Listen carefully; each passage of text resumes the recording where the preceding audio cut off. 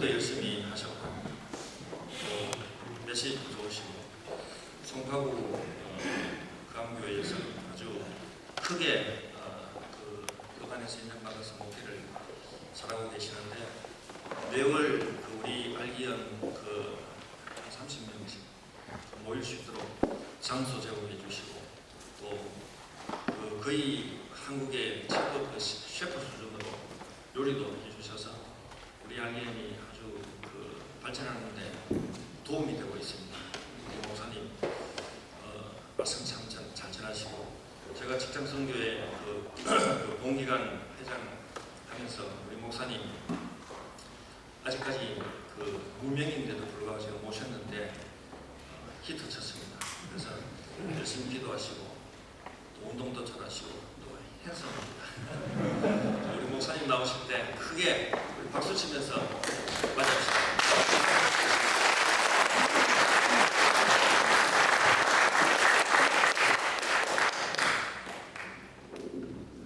할렐루야. 아멘. 우리 하나님 아버지의 크신 사랑과 은혜와 위로하심이 여러분에게 함께 하시기를 축원합니다. 아멘. 저에게 주어진 시간이 15분이기 때문에 아마 빠른 속도로 함께 말씀을 나누어야 오늘 주신 말씀을 다 함께 나눌 수 있지 않을까 그렇게 생각을 합니다. 몇 년 전부터도 종교단체에서 웰다잉 세미나를 하면서 평안하게 잘 죽고 싶다면 미리 준비를 해라. 상속도 미리 하고 수의도 준비하고 묻힐 묘지도 준비하고 또 누구하고 맺힌 것이 있으면 미리 풀고 빚진 것이 있으면 갚고 받을 것이 있으면 탕감해주고 그래서 언제 죽어도 평안히 죽을 수 있도록 미리 준비해라. 그래서 죽을 때 평안하게 품위 있게 잘 죽는다면 그것이 바로 잘 산 인생이다 라는 주장을 하기 시작을 했습니다. 많은 사람들이 그들의 주장에 동의를 했습니다. 선풍적인 인기를 끌었습니다. 여기 계시는 우리 선후배 여러분들도 아마 잘 죽는, 평안하게 죽는 그런 소원을 가지고 계실 줄로 압니다. 저 또한 그렇습니다. 사람이라면 한 번은 건너가야 할 죽음의 강을 누가 고통스럽게 가기를 원하겠습니까? 평안한 죽음을 맞이하고 싶은 것은 모든 사람의 마지막 소원일 것입니다. 그러나 여러분, 죽을 때 평안하게 그리고 품위 있게 잘 죽으면 그것이 잘 산 인생이라고 주장하는 이 웰다잉론자들의 주장에 대해서 여러분 어떻게 생각하십니까? 일면 맞는 것도 같지만 그렇다고 해서 다 맞는 것은 또 아닙니다.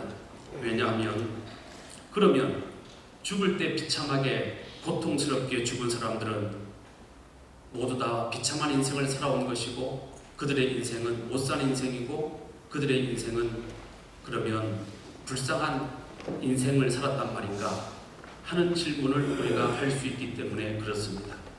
예를 들면 십자가에 못 박혀 돌아가신 우리 주 예수 그리스도 그분의 죽음은 비참한 죽음이었습니다. 돌에 맞아 죽은 스데반의 죽음은 끔찍한 죽음이었습니다. 창에 찔려 죽은 도마의 죽음은 그야말로 입에 형언할 수 없을 만큼 고통스러운 죽음이었습니다. 불에 타 숨져 죽은 홀리갑 교부의 죽음은 그야말로 상상하기조차 힘든 그런 고통의 죽음이었습니다.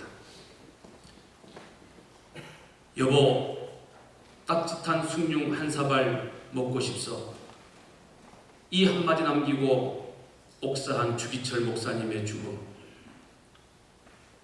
2004년 2월 18일 전역 4개월을 남겨두고 훈련병이 던지지 못한 휴루탄을 빼앗아 품에 안고 엎드려 소리치고 269명의 목숨을 살리고 대신 죽은 우리들의 자랑스러운 후배 40기 고 김범수 대위의 죽음. 하나같이 그들의 죽음은 끔찍한 죽음이었고 비참한 죽음이었습니다. 그러나 그렇다고 해서 이들의 인생을 못 산 인생이라고 누가 말할 수 있겠습니까? 이들의 인생에 대하여 누가 불행한 인생이라고 말할 수 있겠습니까? 웰다잉론자들이 말하는 평안한 죽음을 죽지는 못했지만 이들은 그 죽음을 통해서 인생의 참된 가치를 우리에게 깨우쳐 주고 있습니다. 지금도 그들의 죽음은 살아 그들의 가슴 속에서 빛나는 별이 되어 어떻게 살아야 되는지를, 그리고 또 어떻게 죽어야 되는지를 가르쳐 주고 있습니다. 캐나다 밴쿠버에 있는 세인트폴 병원에서 오랫동안 말기암 환자들의 임종을 지켜보았던 완화의학 전문가인 데이비드 쿨이라고 하는 의사가 있습니다. 이분이 2005년도에 웰다잉이라고 하는 책을 썼습니다. 이 책에서 그는 이렇게 주장합니다.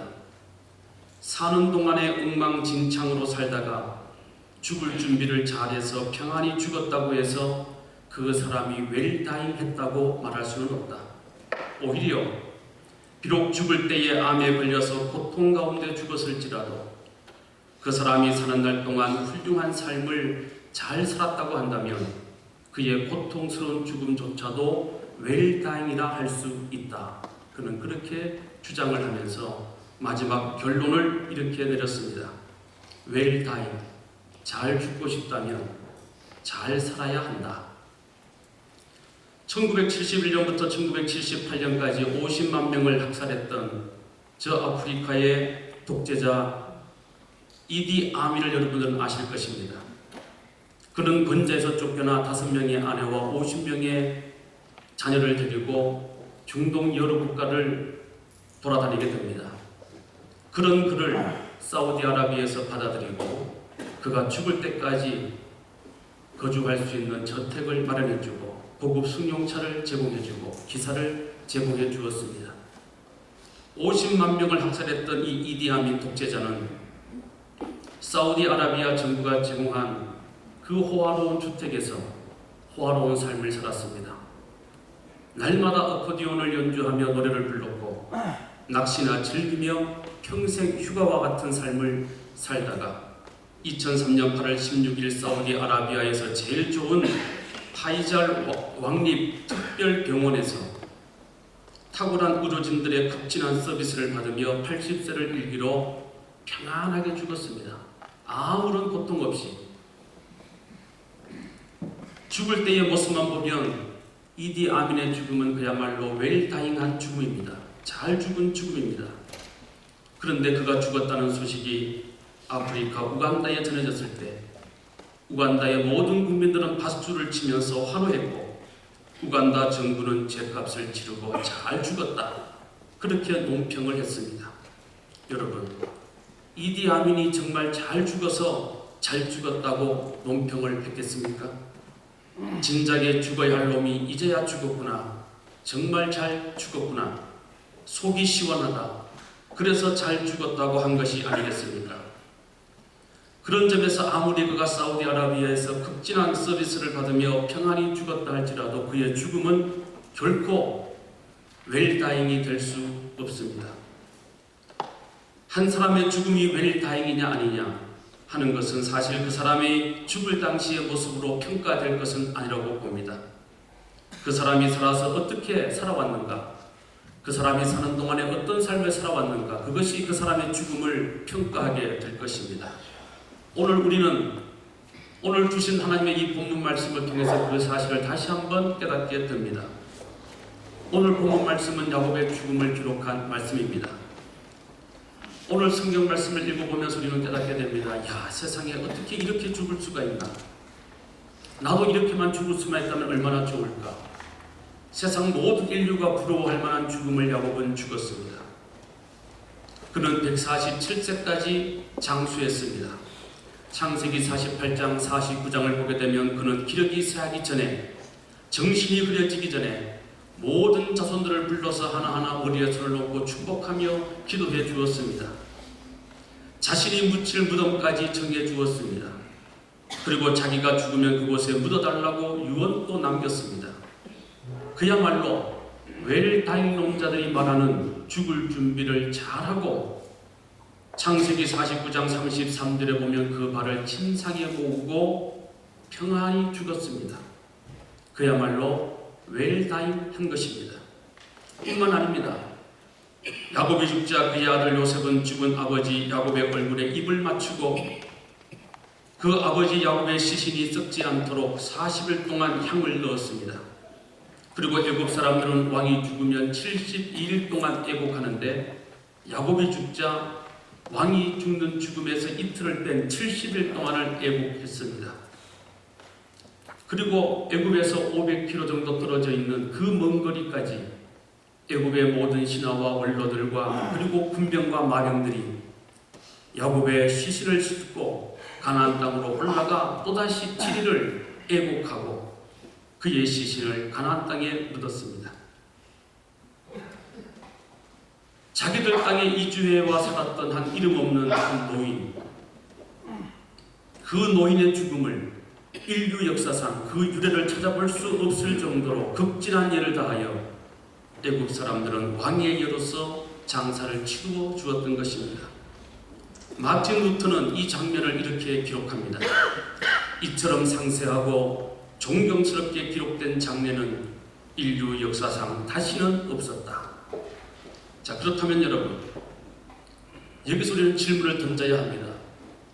왜 애굽 사람들은 야곱의 죽음을 이렇게 왕의 예로서 대했을까?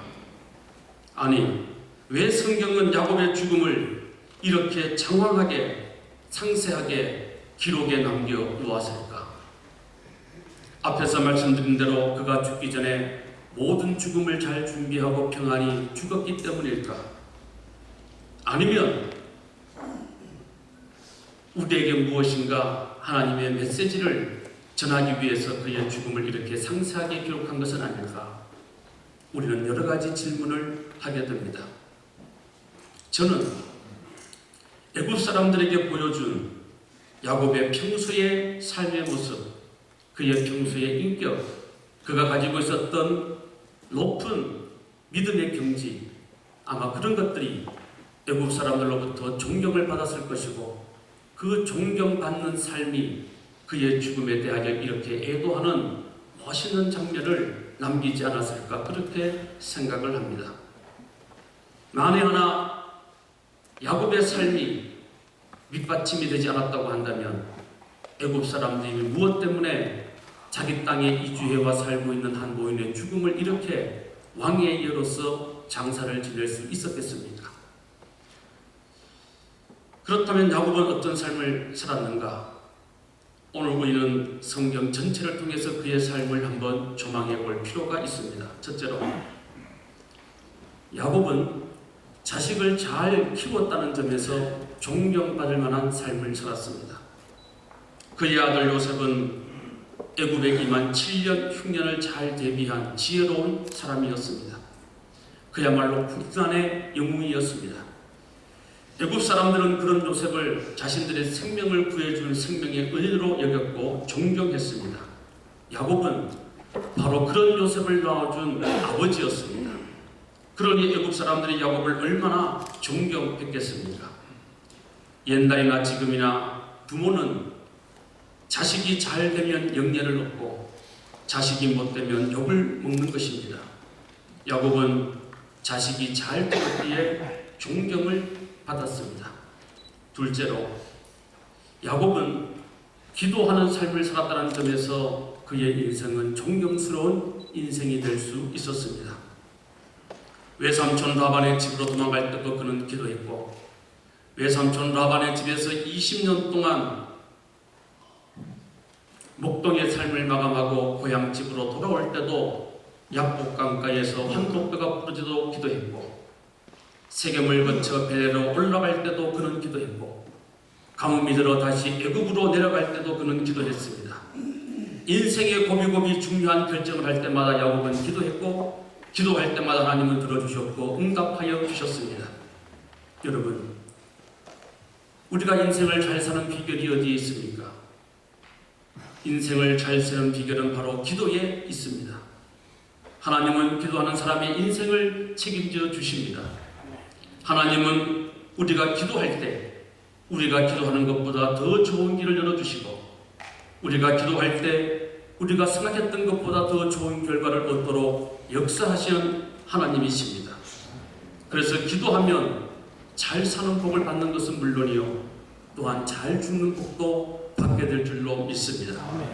애굽 사람들은 기도하는 야곱이 하나님의 복을 받는 것을 보았기 때문에 그를 존경했던 것입니다. 세 번째로, 야곱은 사랑을 베풀며 살았다는 점에서 그의 인생은 존경스러운 인생이었습니다. 예전에 우리 ROTC 오기 선배님이신 뽀빠이 이상용 선배님께서 주일날 아침 이른 새벽에 시골 마을 찾아가서 이렇게 노인들하고 이렇게 만나서 대담하는 그런 프로그램을 하신 적이 있습니다. 언젠가 제가 새벽 기도를 마치고 사택에 들어와서 그 프로그램을 보고 있는데, 그날은 저 경상도 의성 어느 마을을 취재를 하셨더라고요. 그 의성 어느 마을 한 할머니가 나와서 그동안 당신이 살아온 이야기를 하는데, 시집온 첫날 밤을 치르고 다음날 아침에 눈을 떠봤더니 신랑이 없어졌다는 거예요. 그래서 알고 봤더니 그 할머니의 신랑 되시는 분이 새벽에 일어나서 보니까 신부가 너무 못생겼다는 거죠. 그래가지고 아이고 나는 이런 여자랑 못 살겠다. 그래서 신랑이 첫날 밤만 치르고 도망을 가버렸다는 거예요. 그리고는 그날로부터 집에 들어오지 않는 겁니다. 그러니 시어머니는 너 같은 며느리가 들어와서 우리 아들이 집을 나가고 정상적인 삶을 못 사니 너는 우리 집에 살 여자가 못 된다 하고 구박을 하고 밥을 안 주고 굶기고 그렇게 시어머니가 못 살게 굴더라는 것입니다. 어쩌다가 한번 남편이 들어왔다 가긴 가는데 도무지 남편 얼굴을 봐야 애를 낳을 것 아닙니까? 근데 어쩌다가 보니까 애가 생겼어요. 배가 불러오니까 시어머니가 이 애가 누구 애냐? 우리 아들은 집에도 안 들어오는데 너 어디 가서 이 애를 가졌느냐? 하면서 이 며느리를 그렇게 못 살게 굴더라는 것입니다. 한술 더 떠서 그 신랑 되시는 분도 집에만 들어오면 너 어디 가서 외간 남자의 씨를 가지고 왔느냐 하고 그렇게 구박을 하더라는 겁니다. 손자를 낳았음에도 불구하고 얼마나 시어머니하고 이 남편이 구박을 하는지 못 견딜 정도로 구박을 받았다고 합니다. 그러나 이 할머니는 너무나 착해서 그럼에도 불구하고 시어머니와 남편을 정성껏 공양하고 잘 대접했다고 합니다. 그러다가 결국 어떻게 됩니까? 시어머니도 죽고 남편도 죽었다는 거예요. 그 할머니 품에서 죽었다는 겁니다. 근데 이 할머니는 그 시어머니, 자기를 평생 동안 구박했던 시어머니, 평생 자기 속을 썩였던 그 남편을 지극정성으로 잘 수발해서 정말 죽을 때 평안하게 돌아가시도록 해드렸다는 것입니다. 그래서 우리 선배님이신 이상용 선배님이 물었습니다. 그렇게 할머니 구박하던 남편이 죽었을 때, 시어머니 죽었을 때 눈물이 났습니까? 하고 물었습니다. 그랬더니 이 할머니 하시는 말씀이 눈물 한 방울 안 나오고 오히려 잘 죽었다, 잘 죽었다 하는 소리가 저절로 나오더라. 그런 이야기를 하는 것을 제가 들었습니다. 여러분, 같은 인생을 살면서 아무리 잘 먹고 잘 살다가 평안히 죽었다 하더라도 죽은 뒤에 누구 하나 아쉬워하지 않고 누구 하나 슬퍼해주지 않는다고 한다면 과연 누가 그 사람의 죽음을 보고 잘 죽은 죽음이라고 말할 수 있겠습니까? 그런데 야곱은 달랐습니다. 그는 사랑을 베풀며 살았습니다. 그는 가는 곳마다 만나는 사람들마다 잘되게 해주는 삶을 살았습니다. 외삼촌 라반의 집에서 살 동안 그는 외삼촌 라반을 겁으로 만들어 주었습니다. 20년 만에 만난 형 에서에게 자기의 재산 가운데 가축 550마리를 선물로 내어 주었습니다. 애굽 땅에 들어가 처음으로 바로를 만났을 때 그를 위하여 축복하며 기도해 주었습니다. 모든 사람을 야곱은 사랑으로 대했습니다. 그런 야곱이었기에 애굽 땅에서 17년 동안 살면서 그 또한 사랑을 베풀지 않았겠습니까? 그렇게 사랑으로 나누어주고 베풀어주고 살았기 때문에 애굽 사람들은 야곱의 죽음을 진심으로 슬퍼하며 왕의 예로서 70일 동안 슬퍼하며 애곡해 주었던 것입니다. 마지막으로 야곱은 믿음을 가지고 부지런히 최선을 다하며 살았다는 점에서 그는 존경스러운 인생을 살았습니다. 야곱은 죽으면서 자기 몸을 가나안 땅에 묻어달라고 유언을 남겼습니다. 그 이유가 무엇입니까? 비록 지금은 내가 이 땅에 살고 있지만, 이방인 땅에 살고 있지만 언젠가는 하나님께서 우리를 다시 아브라함에게 약속하신 가나안 땅으로 인도하여 가실 거라는 그 믿음이 있었기 때문에 자기 시신을 애굽이 아닌 가나안 땅에 묻어달라고 그런 유언을 남겼습니다. 또한 그에게는 날마다 주어진 환경 속에 작은 일에 충성을 다하고 최선을 다하면 하나님께서 반드시 복을 주실 거라는 믿음이 있었습니다. 그래서 그는 작은 일에도 소홀함이 없었습니다. 양을 치는 일에도 최선을 다했습니다. 그는 항상 최선을 다했고 그리고 모든 결과를 하나님께 맡겼습니다. 어떤 환경에서도 최선을 다하는 부지런하고 근면한 모습으로 살았던 그를 애굽 사람들은 기억하고 그의 죽음을 진심으로 애도했던 것입니다.